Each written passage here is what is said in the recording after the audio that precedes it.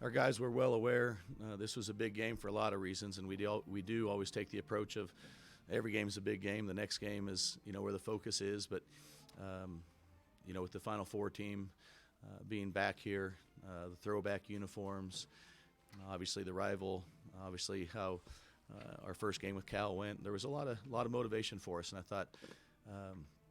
Honestly, in the first half, I wasn't so sure that it backfired offensively because I thought we got some good looks and weren't able to finish them till a little bit later in the half.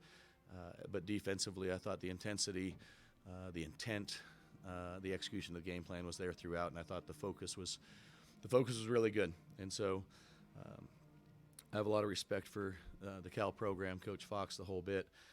They do it the right way, and we got things rolling in the second half, and obviously pleased with the result for us. So, Coach, is it a double-edged sword for them to look this good, and then you say, why can't we do this other games like this? I don't know how to answer the question. We do strive to play our best, and it's a fine line between playing loose and confident, but competing. And but I do know we have a group of guys that are bought into the message. I do feel like we've been trending up for a little while right now. Doesn't mean every game is perfect, but we've been competing consistently hard, and I think we're doing some things schematically that make sense and we've had some success with. And so hopefully there'll be more consistency going forward in a positive way. I've asked about this before, but once again, really an 8-man rotation tonight. How much do you feel like that's kind of helped your guys to get a rotation set and play? Does that allow guys to get more rhythm? Do you feel like together? Yeah, I think it's really challenging because I think we have a couple guys that didn't play big minutes today that are right there and can add a whole lot of value. Ryan Agarwal can add value. He's done a heck of a job, but I also think that the shorter rotation does what you said. It gets guys in rhythm. It gets guys playing off each other, and it's building confidence. It's building cohesion, and it's been positive right now. I'm not married to it, but if we have success with it, I don't see us expanding to a 12-man rotation next game just because. And hopefully it just gets guys in a groove and confident and playing to their ability. There was a stretch in the first half where both teams went about 7 minutes without scoring. At that point, were you as confident as you wound up being in the middle of the second half, or did some doubts get into your mind that this thing isn't going the right way? Well, it's hard to be confident when you have that kind of a scoring drought. But I will say I thought, in those kind of situations, you're looking at, and always, whether the ball's going in or not, the shot selection. Are there quality shots? Are we getting to the paint? Are the outside shots clean looks with the right guys? And for the most part, I'll need to go look and confirm that with the film, but I thought we were getting quality looks a lot of times in the first half, and I was told the team if we continue to stick with the game plan, get the high-quality looks, I was confident that we could get some of those to go down. So, Coach, was it a concerted effort to make sure Clayton didn't get off like he did across the bay in Berkeley? Yes. No question about it, and they have a lot of players that we have a great deal of respect for, but his performance over at Cal certainly caught our attention, and there's a little extra emphasis to make sure that we tried to run him off the three-point line. Let's talk about the performance from Harrison tonight. Big guy, 14 points, had a huge emphatic dunk that kind of gave more momentum. Just talk about the performance he had tonight. I told the guys out in the locker room we'll let them judge on Monday which dunk was best, whether it's Issa's or Harrison's or Brandon Angel's. But then I said Harrison's doesn't count because he celebrated a little bit and didn't get back in transition, and they scored right away. So he will not win the best dunk of the game award. But I did think he started to play inspired in the second half. I actually told him at halftime coming out. Actually, I want to look here. He didn't do what he was supposed to do because I told him to get 5 rebounds in the second half. But I think the intent was find ways to make things go your way as opposed to just waiting for it to happen.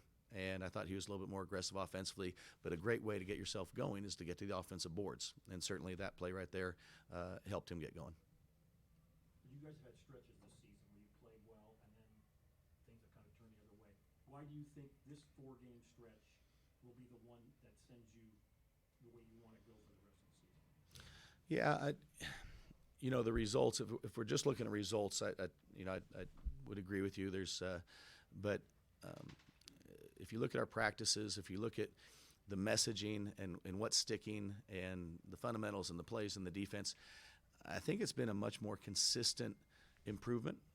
And there's never a perfect line, as you go up and down, and then there's always ebbs and flows to it.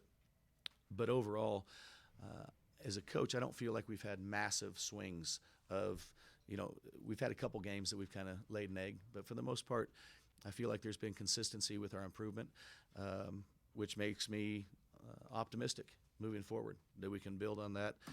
We have a heck of a stretch the second half of conference play. More road games than home games, playing a lot of teams at the top of the conference.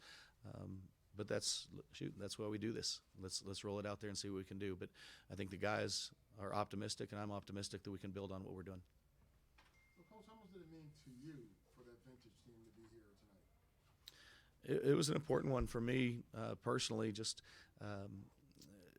how the last game went, understanding the rivalry, having the Final Four team back, and then just focusing on the next game as well. But there's a lot of reasons from a personal standpoint. It did feel good, and corny and cliche and that kind of thing, but I'm thrilled for our guys and just the work, the commitment they've had consistently.